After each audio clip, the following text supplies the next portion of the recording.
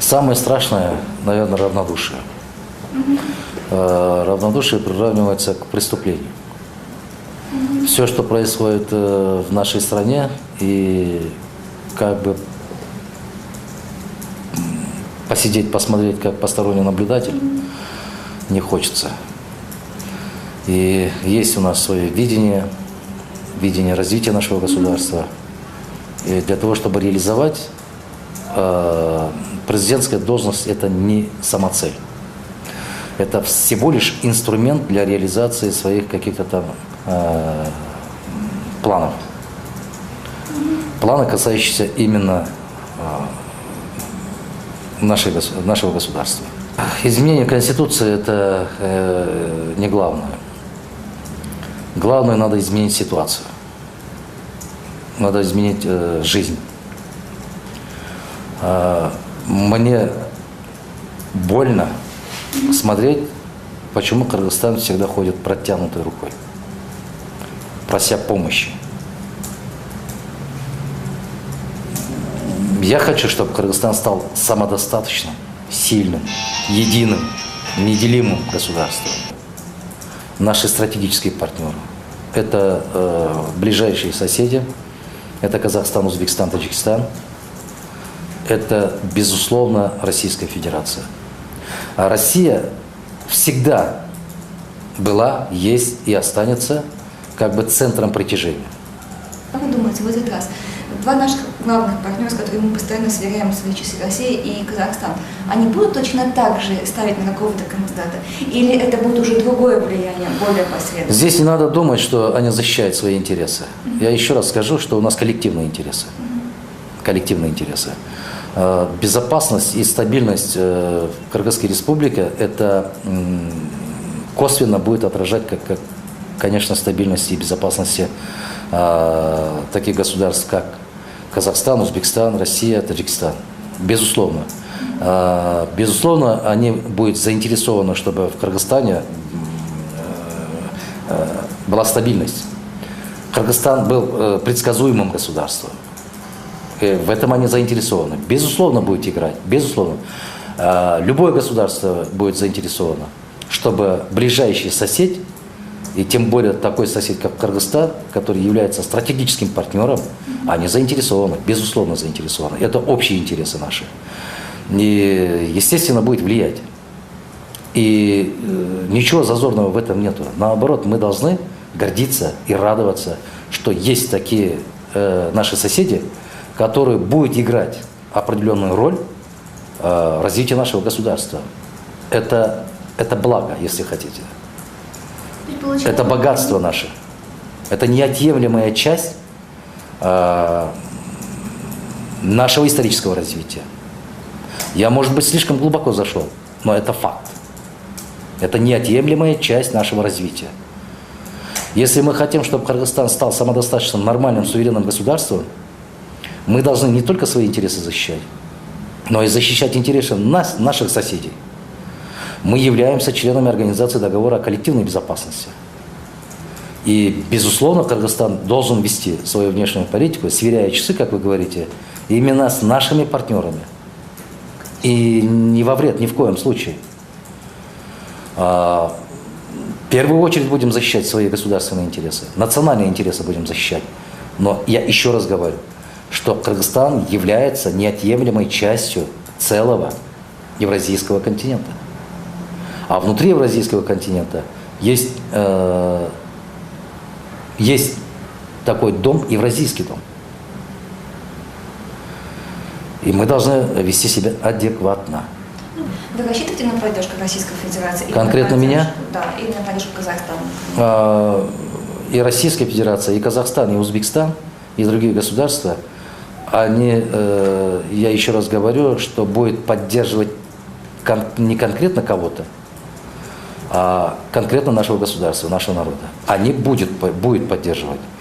А кто будет проводить такую политику, безусловно, наверное, будет оказана поддержка. Получается так, что они будут смотреть на того кандидата, кто сможет обеспечить вот эту стабильность и безопасность. Так что как бы трудно не было, кыргызские политики за последнее время потеряли всякую веру. Понимаете? Не только внутри самого Кыргызстана, со стороны народа утеряно, потеряно всякое доверие. Элементарное, малейшее доверие к государственным институтам власти, оно потеряно. И равно также потеряли всякое доверие своими безответственными какими-то там движениями, потеряли доверие со стороны наших партнеров. Они потеряли. Договора, которые подписываются между странами, она не соблюдается. Заявления, которые делаются, она не соблюдается. Безусловно, день за днем теряется всякое доверие. Наша задача сейчас возродить это доверие, восстановить эти доверия. Очень тяжело будет. Ваша задача. Да, очень тяжело будет. Почему? Потому что войти в доверие очень тяжело. А выйти из доверия – это за долю секунд.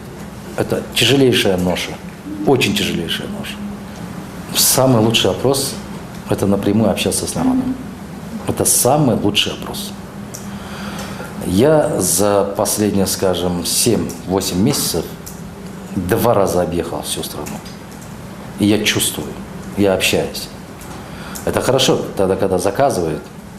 И кто заказывает, тот и платит. И можно любой рейтинг нарисовать. Нисколько не принижая роль исследовательских каких-то там институтов, это я все равно за собой оставляю, это прямое общение с населением, с народом. И судя по нашим беседам,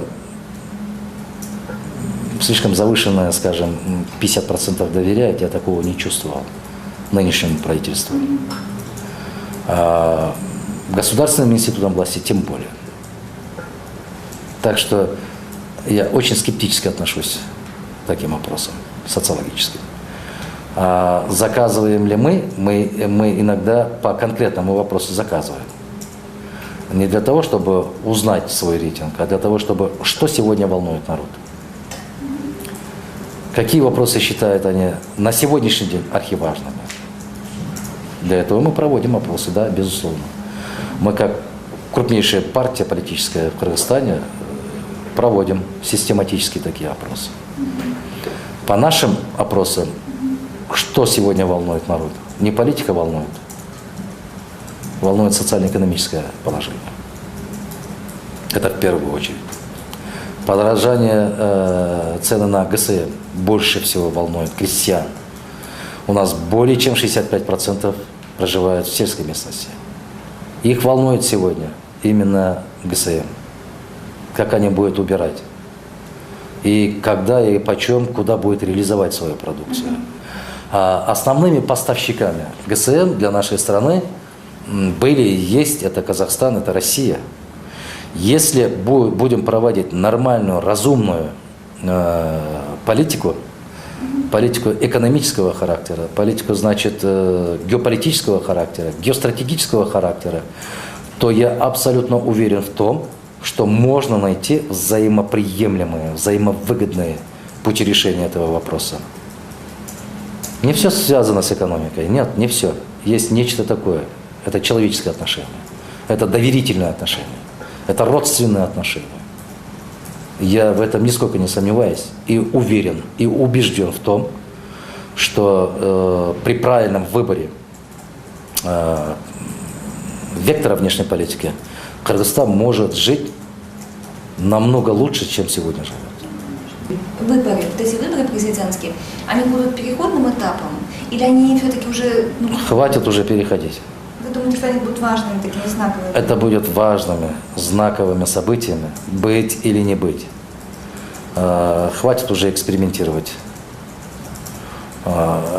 Все государства уже давным-давно перешли, а Кыргызстан до сих пор переходный этап. И президент переходный, и власть переходная. Ну что это такое? Надо создавать нечто стабильное. Ну вот вы в себе видите силу создать стабильное? Больше, чем вижу и больше, чем уверен. Если бы не было у меня такой веры, убежденности, я бы не стал бороться за это. То есть, вы смотрите, Хамзат Ильич, вы себя ассоциируете сейчас общереспубликанским политикам, ну, потому что 30, уже 43 кандидата, ну, 42. Вот.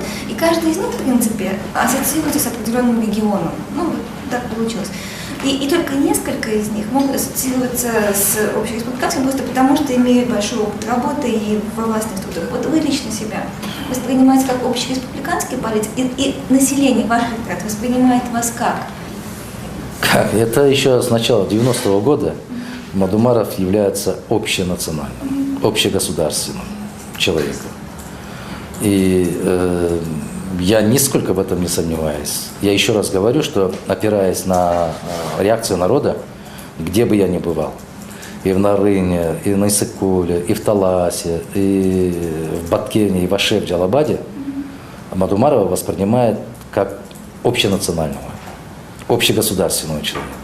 Я вышел за рамки одного района или одной области. Я гражданин кыргызского государства. И в этом отношении я себя не причисляю ни к какому региону. Я кыргызстанец. Я гражданин кыргызского государства. Если хотите, за рамки кыргызского государства тоже хочу выйти. Я гражданин Советского Союза. Я горжусь. Многие сейчас косо смотрят на это. Косо смотрят. Но я в душе, пусть это будет 20 лет, пусть это будет 40 лет, пусть это будет 50 лет, я горжусь, что я был гражданином Советского Союза. Я был гвардии старшиной советской армии. Я был советским студентом. Я горжусь этим. И такого богатства, такого багажа, как Советский Союз давал мне, никто не даст. И никто не даст. И наши усилия должны быть направлены не на разъединение, а на объединение. И в этом отношении у нас есть великолепная площадка. И причем эта площадка была создана усилиями патриарха, можно сказать, политика Советского Союза, одним из патриархов. Это Нурсултан Абишевич Назарбаев. Он является архитектором евразийского сообщества. И в этом отношении ключевую роль, безусловно, играет Россия. Без России ни одна международная себеуважающая организация не может существовать. И мы должны четко это понимать. Мы должны действовать не из-за безысходности, а из-за необходимости. Понимаете разницу между безысходностью и необходимостью? Мы должны сами стараться укреплять это сообщество, обогащать это сообщество, сближать, цементировать это сообщество. Если мы хотим будущее иметь, будущее только с нашими друзьями. А вот, например, как вы относитесь к более дальним внешнеполитическим партнерам, таким как Соединенные Штаты, например, Евросоюз? Ну, Кыргызстан является, знаете, Кыргызстан является частью мирового сообщества. Кыргызстан является членом Организации Объединенных Наций, как суверенное самостоятельное государство. Но это де юре. Это де юре. Де-факто мы все зависимы друг от друга. Мы абсолютно зависимы все друг от друга. Та же Америка, сегодня стоит вопрос, сможет ли обеспечить внешние долги или нет. Пожалуйста, они тоже зависимы. И не бывает ни одного государства, которое мог бы жить самостоятельно, независимо друг от друга. Нет, такого не бывает. Другое дело – степень независимости. Насколько зависим? Это уже второй вопрос. И, безусловно, мы будем сотрудничать в рамках ООН со всеми государствами, которые входят в Организацию Объединенных Наций. Но будем опираться на заветы наших предков. У кыргызов есть великолепная пословица. Близкий сосед лучше, чем дальний родственник. Понимаете? А ближайшими соседями по ментальности, по мировосприятию, по философии, по мировоззрению, по мироощущению Советский Союз намного ближе. Вы сами задали вопрос, сможет ли каким-то образом повлиять Россия, Казахстан на исход выборов. У нашего народа, спросите, пожалуйста, Куда они будут ориентироваться? Я вам скажу, 99,9% скажет Москва. Конечно. Москва. Это сегодня. А что произойдет лет через 15, это уже тяжело. Наше поколение, наверное, является именно тем звеном, которое преемственность могут обеспечить, передать следующему поколению. Вот, допустим, сейчас 20-летние не понимают Курскую дугу, Сталинградскую битву, Ленинградскую блокаду, битва за Москву. Они не понимают. Мы сегодня говорим, что наши выиграли чемпионат Европы или чемпионат мира по хоккею, там, по футболу чемпионат мира. Наши выиграли, дети не понимают, кто такие наши выиграли. Когда мы говорим, что сборная России выиграла, говорят, какие они наши. И они, подрастающее поколение, не понимает, почему в 2014 году в Сочи будут проходить зимние Олимпийские игры, и мы наблюдали, следили, кто выиграет, Корея или Сочи. И когда мы начали праздновать, что мы выиграли, им этого не понять. Как это мы выиграли? У нас до сих пор уже на генном уровне сидит чувство Советского Союза, чувство братства, чувство братства. И накануне Великой Победы георгиевскую ленту покупаем, там завязываем, ездим и празднуем. Подрастающее поколение этого не понимает. Чего мы празднуем? С чего это так? И очень тяжело, если вот эти вот ценности мы упустим, и мы не сможем передать. Очень больно будет тогда, когда смотришь фильм «Освобождение» и радуешься, в некоторых местах хоть 40-й раз смотришь, иногда плачешь. И им этого не понять. Это самая опасная тенденция. Очень опасная тенденция. И наша задача вот это все передать следующему поколению, чтобы они не потеряли вот это чувство. Не зря я, будучи секретарем Совета Безопасности нашей страны, проводил зорницу так называемую, Союз Иссык-Куль 2007, Союз Иссык-Куль 2008. Эти подростки 7, 8, 9, 10 классов из Армении, с Белоруссии, с России, с Таджикистана, с Казахстана, вы знаете, как они чувствовали себя единой командой? Плакать хочется. Неужели мы всего этого потеряем? Тогда можно сразу писать, человек потерял самого себя, если у нас эти чувства не будут сохранены. Вот вас не пугает уровень национализма? А? Уровень национализма. Я разговаривала со многими людьми в течение этого времени, и годовщина восстания 2016 года, и от многих я слышала, что Россия нас оккупировала, что мы выступили против царской России, против гнета, и на самом-то деле это принимает масштабы устойчивой тенденции. И я понимаю, вот я лично себя поймала на мысли, что я не воспринимаю это как Россию ту, в которой я не жила никогда, а я воспринимаю это по отношению к себе. Я, честно говоря, немножко как-то так... Этнически воспринимаю. Да, я не ожидала от себя вот этой вот реакции. Вдруг мне стало как-то так, мне что-то резануло. Некомфортно. Я всю жизнь прожила здесь и никогда не ассоциировала себя даже с той частью Советского Не Союза. надо путать национализм с патриотизмом. Нет, мне вот это беспокоит. Я думаю, если, например, вырастет такое поколение, которое будет воспринимать себя обособленно, например, от всех, и тенденции Прибалтики, тенденции Украины, а на самом деле не вижу. Нет, надо это посмотреть с исторической точки зрения. Исторической точки зрения прибалтийские государства, они были самостоятельными государствами. У них была своя традиция. Кыргызстан – это уникальное государство. В 1917 году, когда Великая Октябрьская революция произошла, это на благо, это на счастье кыргызского народа. Не будь Великой Октябрьской революции, я сомневаюсь, что Кыргызстан сегодня мог бы стать аграрно-индустриальным государством. Мог бы стать самостоятельным государством. Это очень большой вопрос. Вот эти лжепатриоты, они должны знать об этом. Если они обучались где-то там и понимали, и воспринимали историю, изучали так, как они преподавали, они глубоко заблуждаются. Великая Октябрьская революция – это счастье для кыргызского народа. Благодаря этой революции, потом благодаря Советскому Союзу, Кыргызстан стал самостоятельным государством, Кыргызстан стал тем, кем сегодня является. Мощнейший потенциал. Научно-культурный потенциал. Это все благодаря Советскому Союзу. И пинать, и плевать на свое прошлое большого ума не надо. Ну, в принципе, они же не советское прошлое, на прошлое царской России. Но царская Россия, пускай даже царская Россия, и благодаря царской России. Не бывает так. Муж и жена тоже ругаются. В результате страдают дети. Правильно? Ни муж, ни жена не страдают, а страдают дети. Поэтому царская Россия, что дала царская Россия кыргызскому народу? Потом, что было в минусах в взаимоотношениях? Безусловно, недопонимание, недооценки какие-то там. Если вы имеете в виду 16-й год, 16. ну а что, вы думаете, в царской России все русские жили нормально, хорошо? Да нет, конечно, мне вот Крепостное крестьянство в России. Я учился в Российской Федерации. Старейший город Тверь. Калинин тогда.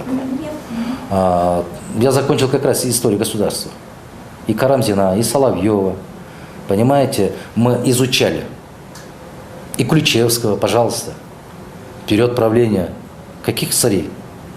Какие бунты, какие невзгоды были? Или Шолоховский Тихий Дон.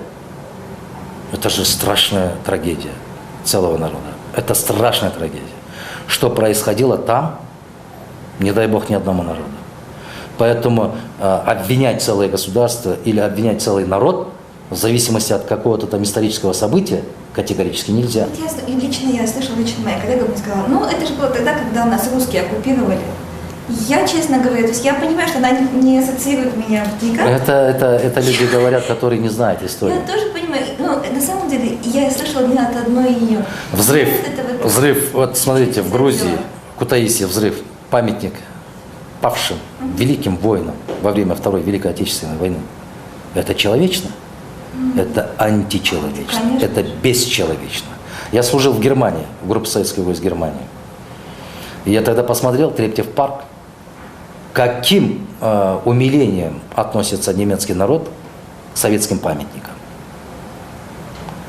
Я своими собственными глазами видел, вот этот народ культурный, народ, безусловно, имеющий право на счастье, на будущее. Они относятся к истории.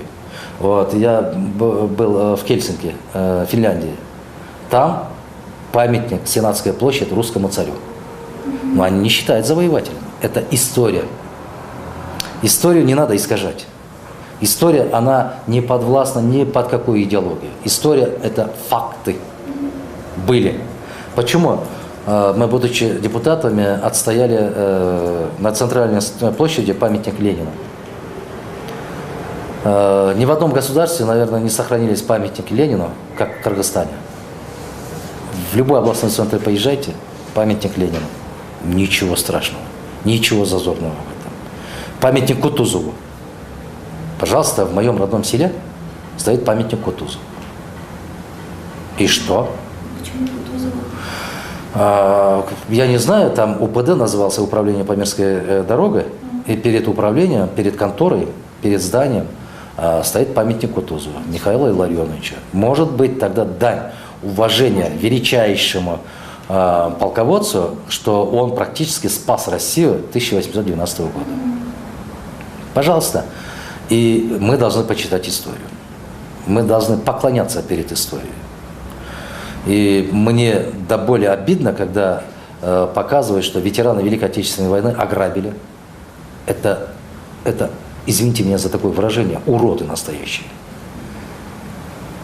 Они побили, они украли боевые награды и продали за 3-4 бутылки водки. Это разве люди? Это не люди. И точно такое же отношение у нас в Кыргызстане.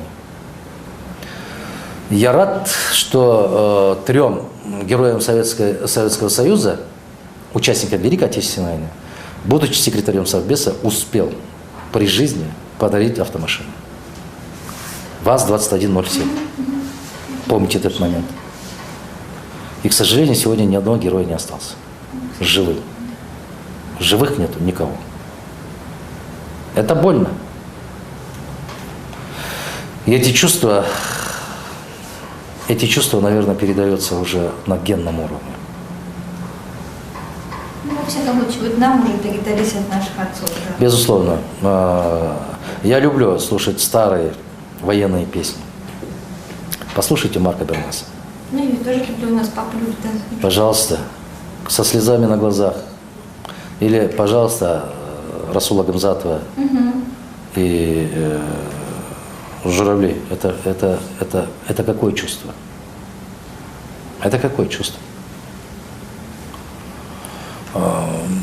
Я не знаю, надо быть безумным животным, чтобы не чувствовать и не понимать боль и в то же время гордость за свою историю, за своих предков. Кыргызы тоже пережили очень тяжелейшие времена. Очень тяжелейшие. 16 век посмотрите, 17 век посмотрите. Да и начало 20 века посмотрите. Тогда, когда пошла братоубийственная война. Посмотрите. Посмотрите буквально в прошлом году, что произошло в Волжской Челобадской области. Это все откуда? Откуда все? Мы должны сейчас поставить точный диагноз и заниматься лечением. Бакиев это как Каддафи, его тоже нужно привлекать, потому что народному трибуналу. Вы считаете, нужно их возвращать? Ну, вот Умбаева может говорить все, что угодно. Это же безответственность. Это полная безответственность. Это дешевый популизм, который уже народ осточертел, честно говоря. И они не дают оценку своим выступлениям. Это эмоциональная составляющая, нежели рациональная. Ну, согласен. Может, нам надо покаяться. Что вы Покаяться перед народом. Всем нам. власти? Все власти. Покаяться надо. Просто надо попросить прощения. Надо сделать этот день перед выборами, когда все проголосуют. Это не предмет политического торга. Потому что Это не политика, это нечто духовное, это более глубокое чувство.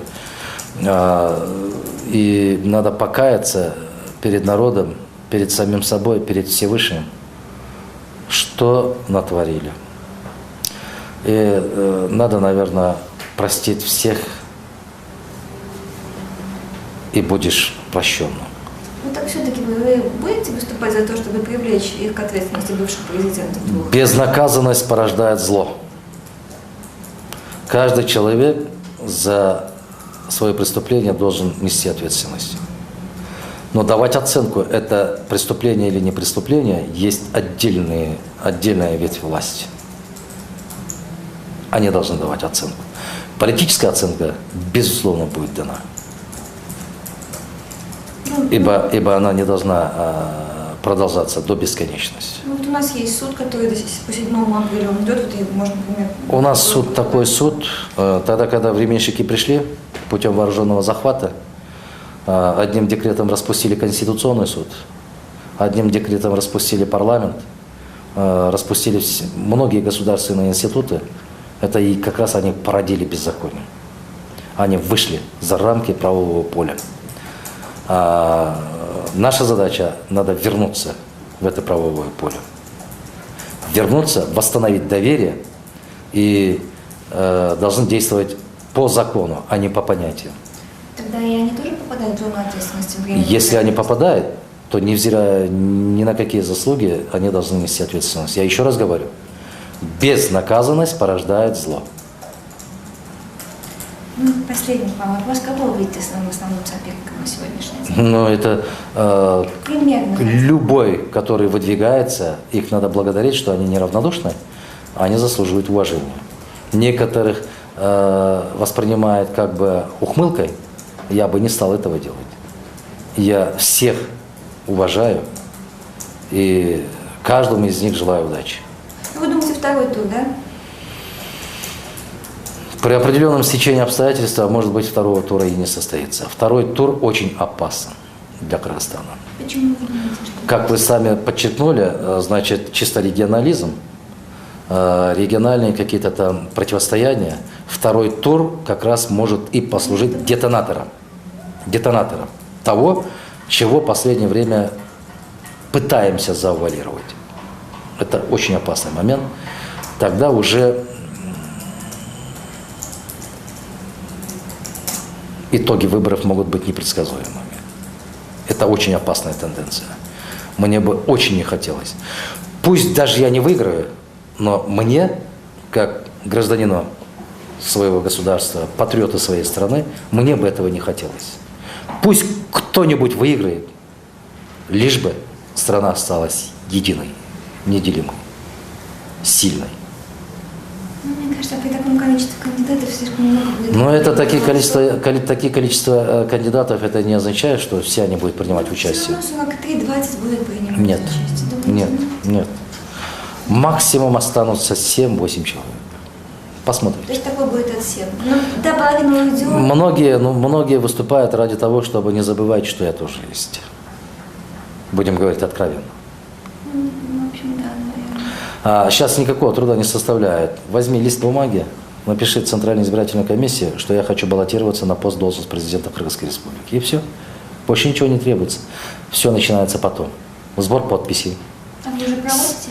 Что? Подписи? Вы уже Ну, одним из первых, наверное, уже Вы уже сдали?